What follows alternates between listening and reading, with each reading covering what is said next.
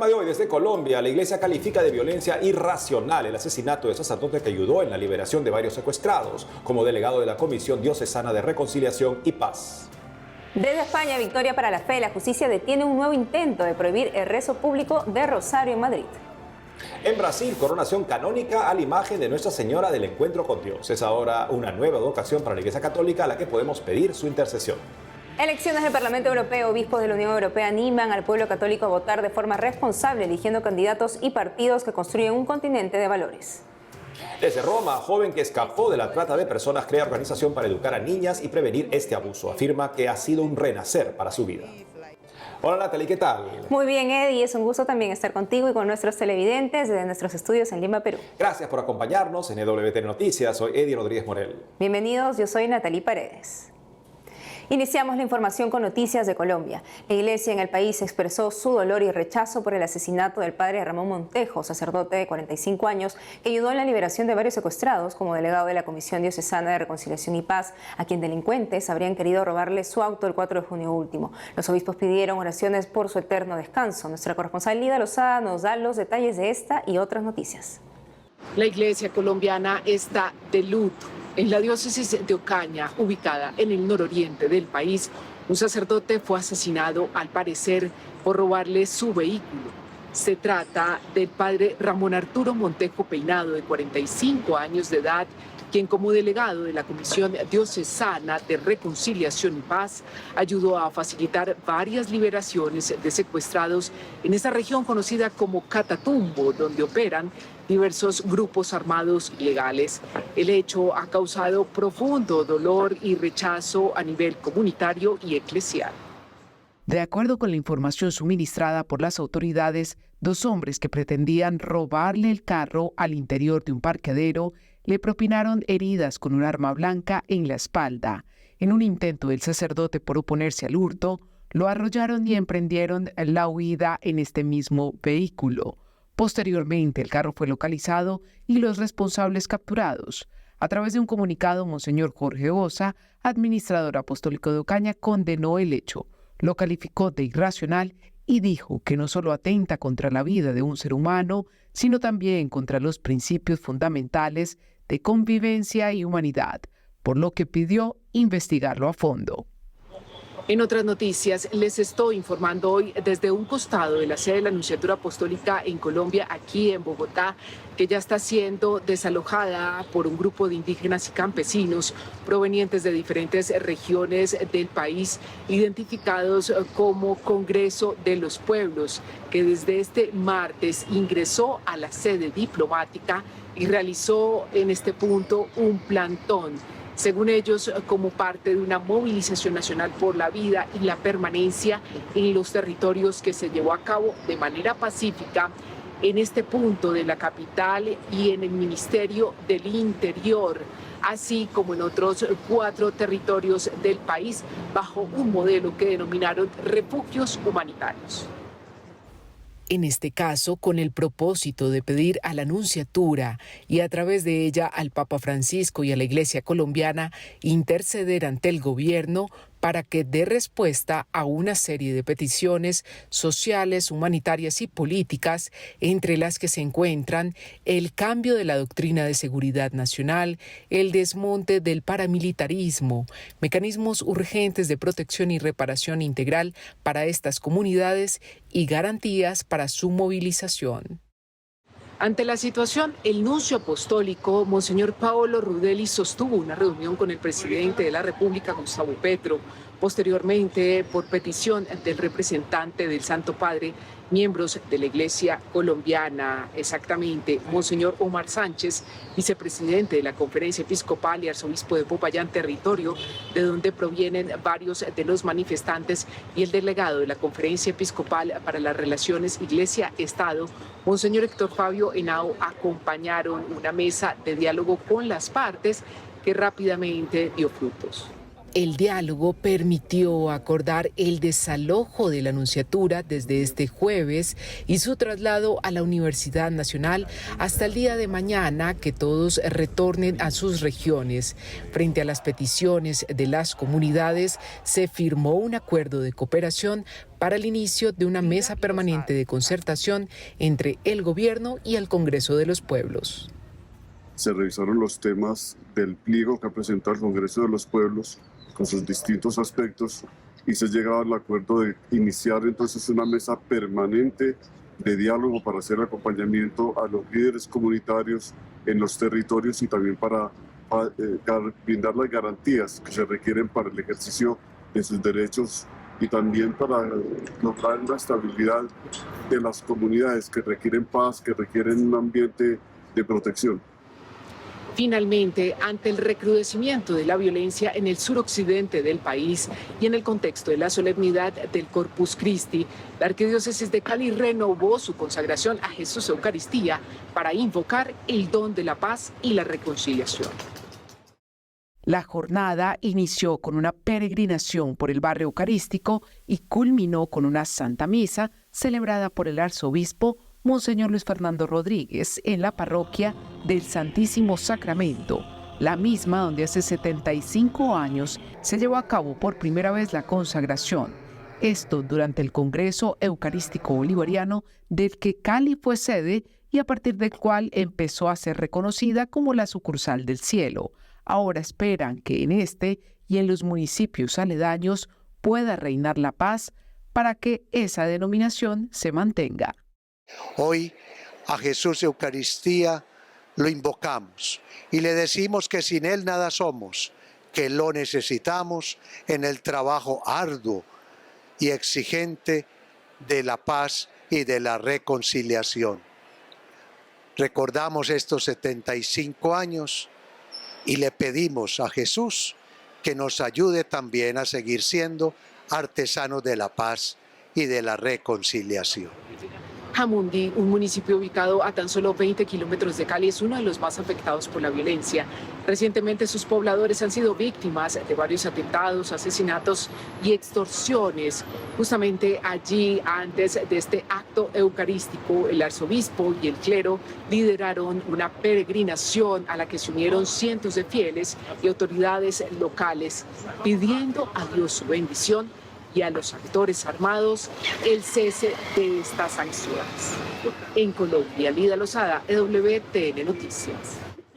Nos vamos a España con una buena noticia. La justicia española impidió un nuevo intento de prohibir el rezo público del conocido Rosario de Ferraz en Madrid, iniciativa que ora por la conversión de España desde el pasado mes de noviembre de manera ininterrumpida. El Tribunal Superior de Justicia de Madrid acordó que la decisión que dio la Junta Electoral Provincial de Madrid, respaldada por el delegado del gobierno, de prohibir la convocatoria de los próximos días 8 y 9 de junio queda anulada por vulnerar el derecho de reunión del artículo 21 de la Constitución española, según Así Prensa.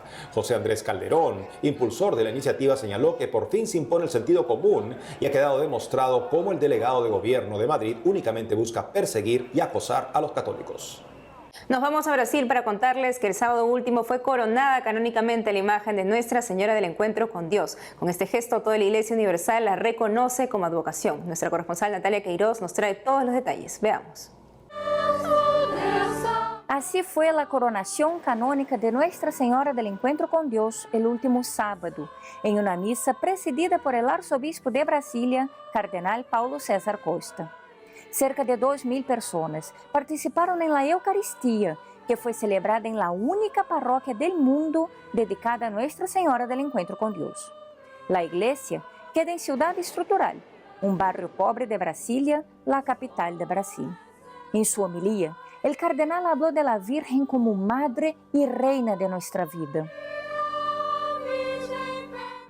Aquí cada uno de nosotros coronamos la Madre de Jesús, que también es nuestra Madre, donde a través de ese gesto, cada uno de nosotros, desde nuestro corazón, clamamos que María es reina, que nos ve, que intercede por nosotros, es reina que está siempre viendo a sus hijos. Amén.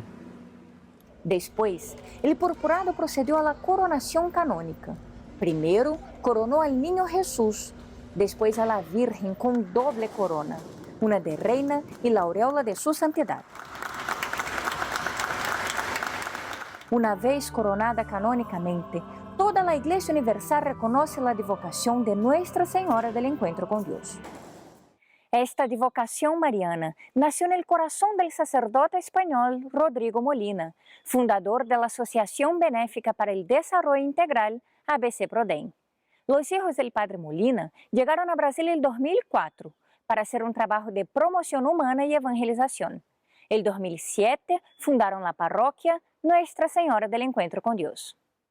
El párroco de esta iglesia fue hijo espiritual del padre Molina y nos cuenta su experiencia. Para mí y para los hijos que tengo aquí espirituales ha sido un motivo de gran gozo, emocionante, conmovedor, hasta las lágrimas, e irrepetible.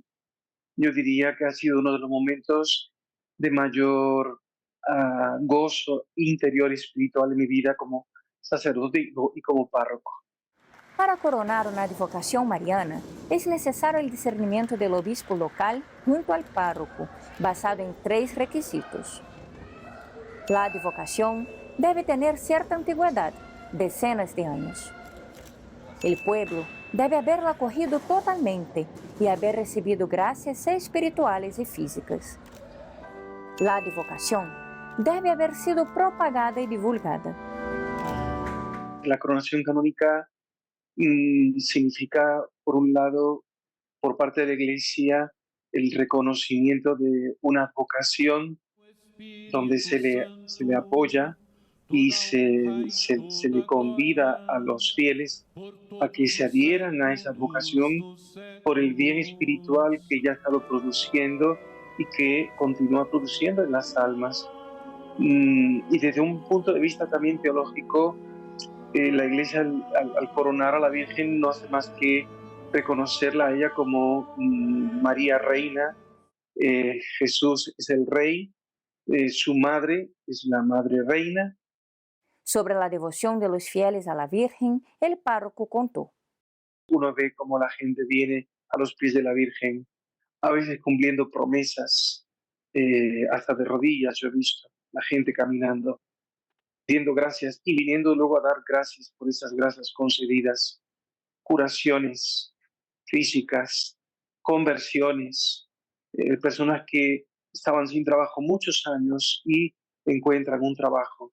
Para toda la familia espiritual que trabajamos en estas comunidades, para la misma parroquia, para ABC Prodem, es un día de gloria porque Nuestra Señora es no solo exaltada, sino manifestada oficialmente por la Iglesia como reina de nuestros corazones. Es una advocación que la iglesia abraza como propia y que a partir de ahora va a ser universal para todos los fieles cristianos. Nos encomendamos a sus oraciones y los encomendamos a nuestra Reina y Señora, Nuestra Señora del Encuentro con Dios. Que Nuestra Señora del Encuentro con Dios siga derramando abundantes gracias en toda la iglesia. En Petrópolis, Natalia Queiroz, EWTN Noticias. En Europa, a puertas de las elecciones parlamentarias que se celebrarán desde hoy hasta el 9 de junio, el presidente de la Comisión de las Conferencias Episcopales de la Unión Europea, Monseñor Mariano Crociata, incentivó al pueblo católico a votar y hacerlo de forma responsable, eligiendo candidatos y partidos que sigan construyendo una Europa mejor para todos. Una Unión Europea de valores compartidos y genuinos que promueva la paz tanto dentro como fuera del continente, la justicia, los derechos humanos, la democracia, la solidaridad y el cuidado de la casa común. Los obispos reconocieron que la Unión Europea no es perfecta, aseguraron que quieren mejorarla empezando por el derecho al voto. Ahora les contamos que con motivo de la Jornada Mundial del Migrante y del Refugiado número 110, próxima a realizarse en septiembre de este año, el Vaticano recibió a una joven que escapó de la trata de personas y que ahora educa a otras niñas a prevenir este abuso. Nuestra corresponsal Paola Riaza nos da la información. Blessing Coedion sobrevivió a la trata de personas. Nació en el estado nigeriano de Edo, conocido como uno de los centros de comercio de seres humanos en África. En 2019 fue traficada a Italia. Tras denunciarlo a las autoridades, la policía la llevó al hogar de la hermana Rita Yareta, fundadora de una casa de acogida para mujeres migrantes que han sido víctimas de algún tipo de esclavitud. Blessing Okoedion dice que el cuidado de esta hermana le cambió la vida. En realidad había perdido la fe, pero al conocerla pude reavivarla. Fue un renacer. Blessing compartió su historia en el libro El coraje de la libertad. Tras su publicación recibió numerosos mensajes de mujeres y niñas que se encontraban en una situación similar. Entonces empezamos a poner en contacto a estas chicas con las líneas de ayuda contra la trata de seres humanos en Italia y encontramos el valor en nuestro dolor, porque nosotras también somos sobrevivientes de la trata con fines sexuales y muchas de nosotras somos solteras. Así que pusimos nuestra casa a disposición de muchas de ellas, porque en Italia la lucha contra la trata de seres humanos no ofrece una respuesta inmediata. Las autoridades tienen que buscar espacio y el espacio es realmente limitado. Junto a otras supervivientes de la trata de personas, fundó Tejedoras de Esperanza, una organización que se dedica a la educación de niñas para prevenir este abuso. En sus instalaciones alojan a mujeres que quieren escapar de la trata de personas y las ayudan a reintegrarse en la sociedad a través del trabajo. El Vaticano la invitó a participar de una conferencia donde se dio a conocer el mensaje del pontífice con motivo de la Jornada Mundial del Migrante y del Refugiado número 110, que se celebra el 29 de septiembre. Hoy en día, en lugar de rechazar y reprimir a los desplazados, deberíamos prestar atención a los factores que subyacen a la migración. Si nosotros sufriéramos presiones similares, también huiríamos. Por tanto, veamos a los migrantes como hermanos y hermanas, ya sean aquellos que se ven obligados a huir o porque se les impide la entrada o por ambas cosas. En otras ocasiones, el Papa Francisco ha calificado a la trata de personas como una de las plagas más terribles de nuestro tiempo. El pontífice subrayó que los migrantes son los más vulnerables a este abuso, ya que los traficantes se aprovechan de aquellos que han abandonado su tierra para buscar una vida digna. En su mensaje con motivo de esta jornada, el pontífice subrayó que un encuentro con un migrante es un encuentro con Cristo. Además, añadió que muchos de ellos experimentan a Dios como su compañero de viaje, ya que llevan consigo Biblias, rosarios que les acompañan en este trayecto a través de desiertos y mares. En Roma, Paola Riaza, EWTN Noticias. Nos vamos a una pausa, pero al volver, desde Honduras, luego de 6 años de espera, más de 30.000 jóvenes se congregan en multitudinaria Jornada Nacional de la Juventud, dejando huellas de amor. Además, desde Roma, sacerdote recién ordenado del Opus Dei aconseja que para escuchar la voluntad del Señor hay que hacer silencio. Nos cuenta su testimonio en exclusiva. Regresamos con más noticias con Enfoque Católico.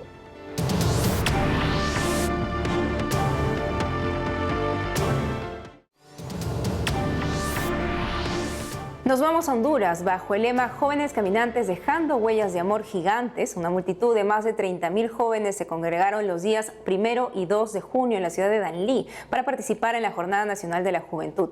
Diego López Colín nos presenta un resumen de este gran encuentro. Veamos. Bajo el lema Jóvenes Caminantes Dejando Huellas de Amor Gigante, más de 30.000 jóvenes se congregaron el 1 y 2 de junio en la ciudad de Danlí, en el departamento del Paraíso al sureste de Honduras, para participar en la Jornada Nacional de la Juventud 2024.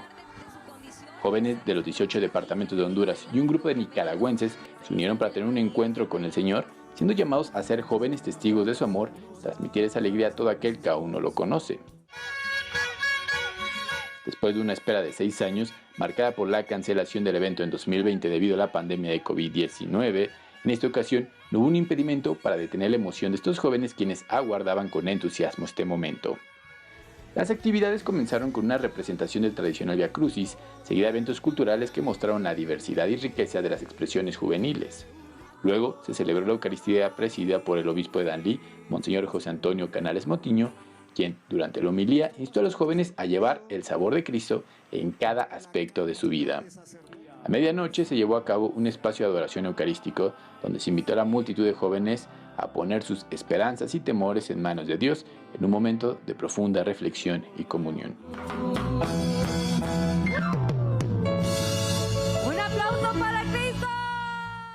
La jornada estuvo llena de música, baile y convivencia entre los jóvenes católicos de todo el país, culminando el 2 de junio a las 6 de la mañana con palabras de agradecimiento y el anuncio de la próxima sede para el año 2026 en Yoro, una diócesis que no pudo completar su preparación debido a la pandemia. Amén. En mayo, el Opus Dei ordenó 29 sacerdotes para la Iglesia Católica. Ayer les contamos la historia de uno de ellos y hoy, continuando con estos testimonios vocacionales, les presentamos la historia del padre Marcial Núñez, sacerdote paraguayo, quien también pertenece a este grupo de nuevos presbíteros. Escuchemos. Padre, bienvenido al programa. Muchas gracias por la invitación. Acá desde Roma les saludo a ustedes y a todo el público. Padre, por favor, cuéntenos cómo usted descubrió su vocación al sacerdocio. Bueno, así en resumidas cuentas, porque es una larga historia, pero bueno, desde niño sentí atracción por lo espiritual. He nacido en una familia católica, de padres católicos, y el gusto por lo espiritual me viene por la parte de la abuela paterna, que nos ha enseñado las primeras oraciones, especialmente el rezo del rosario, la asistencia a misa dominical, y así, bueno, fui haciendo todos los sacramentos hasta la confirmación. Y luego en el 2004, un compañero me hace conocer un centro del Opus Dei en Asunción, y allí empecé a frecuentar los medios de formación. La verdad que no tenía en mente la vocación al sacerdocio, pero hubo un momento en mi vida en el que se despertó esa emoción interior, que fue el día en que fui a un retiro para la confirmación y que un compañero mío estaba tocando la guitarra, cantando una música que es bastante conocida ahí en nuestras latitudes, que se llama, que dice así: ¿qué detalle, Señor, has tenido conmigo? Esa frase me penetró muy fuerte y quedó ahí. Y luego ya cuando conocí el Opus Dei, fui profundizando en la vida de oración, en los sacramentos también, como la confesión y la Eucaristía. Y luego poco a poco me fui planteando el tema de la entrega total, pero no al sacerdocio, sino como numerario del Opus Dei, una vida célibe, porque el espíritu del Opus Dei me gustaba mucho porque trataba de la santificación del trabajo profesional. Luego pedí la admisión como numerario y seguí trabajando como ingeniero, hasta que luego me propusieron los que nos forman allí. Sí, quería venir a Roma a seguir mis estudios teológicos y acepté, y eso comenzó en el 2015 y fue un periodo de discernimiento en el cual yo descubrí que efectivamente Dios también me pedía la vocación, me había regalado la vocación al sacerdocio, y le dije que sí, y acá estamos. Padre, escuchar que se ordenan 29 nuevos sacerdotes es una gran noticia, alegría para toda la iglesia. Y uno se pregunta también, porque el Señor siempre está llamando, ¿qué se puede hacer para que jóvenes que tienen la vocación como usted la tuvo puedan descubrir que tienen esa vocación? Porque a veces pasa que ni siquiera se dan cuenta, parece que falta algo, encontrarse con algo que los ayude justamente a poder escuchar la voz del Señor que los llama. Sí. El Señor siempre está llamando, constantemente está llamando, el Señor está presente, y yo creo que para poder escucharle al Señor hay que guardar silencio, hay que estar atento. De hecho, la historia de Israel empieza con ese Shema Israel, ¿verdad? Escucha Israel. Entonces la atención a Dios es muy importante, en primer lugar, pero para tener atención uno también tiene que querer atender. Y yo creo que tenemos las herramientas, digo herramientas que son medios, por ejemplo, la oración personal, esa oración uno la hace frente a Dios, especialmente frente al Santísimo Sacramento, donde Jesús está presente con su cuerpo, con su alma, con su divinidad, en toda su gloria, y allí tiene ese trato personal con Él, y preguntarle a Dios: ¿qué quieres, Señor, que yo haga? ¿Cuál es mi misión en esta vida? Porque en realidad la vocación es esa, o sea, la llamada a ser feliz en el camino en el que Dios ha llamado. Evidentemente uno tiene que buscar, tiene que preguntar, porque el Señor está ahí, el Señor no coacciona, el Señor invita, y uno libremente tiene que aceptar esa invitación. Se me viene a la cabeza la lectura del Evangelio, el pasaje del Evangelio donde este joven rico le pregunta al Señor qué puede hacer más para ganar el reino de los cielos. Y el Señor le dice: bueno, cumple los mandamientos. Sí, ya los cumplo. Bueno, y entonces le va dialogando con el Señor hasta que el Señor le dice: bueno, ahora ve, entrega todo lo que tienes y ven y sígueme. Entonces ese diálogo yo creo que es como el paradigma de la llamada a la vocación. Luego están la llamada de los apóstoles, que el Señor pasa y los llama y los hace pescadores de hombres. Pero creo que esa parábola, el pasaje del joven rico, creo que dibuja bastante bien lo que un joven hoy, en el 2024, podría hacer. Acercarse al Señor, preguntarle qué puede hacer y que el Señor le hable del profundo de su corazón. Padre Marcial Núñez, sacerdote recientemente ordenado con 28 compañeros más en Roma, gracias por haber estado con nosotros el día de hoy. No, por nada, a ustedes. Como cada 6 de junio, la Iglesia Católica celebra a San Marcelino Champagnat, sacerdote francés, fundador de la Congregación de los Hermanos Maristas. El hermano Luis Carlos Gutiérrez, vicario general del Instituto de los Hermanos Maristas, fundado por el padre Champagnat, nos cuenta más sobre la vida del santo.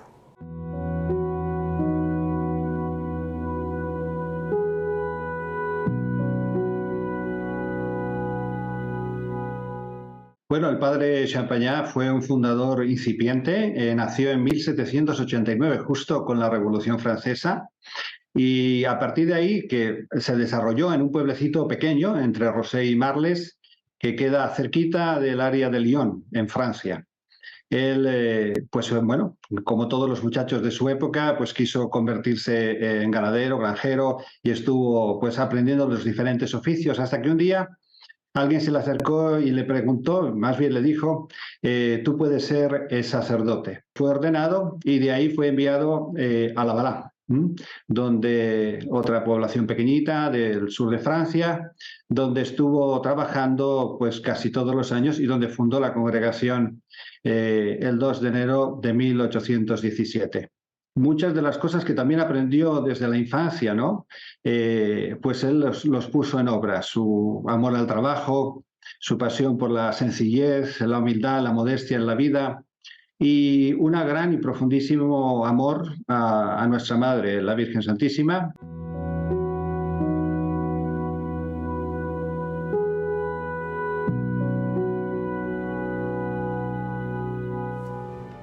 Y eso es todo por hoy, amigos. Gracias por haber estado con nosotros. No dejen de seguirnos en nuestras redes sociales y en ewtnnoticias.com. Hasta mañana.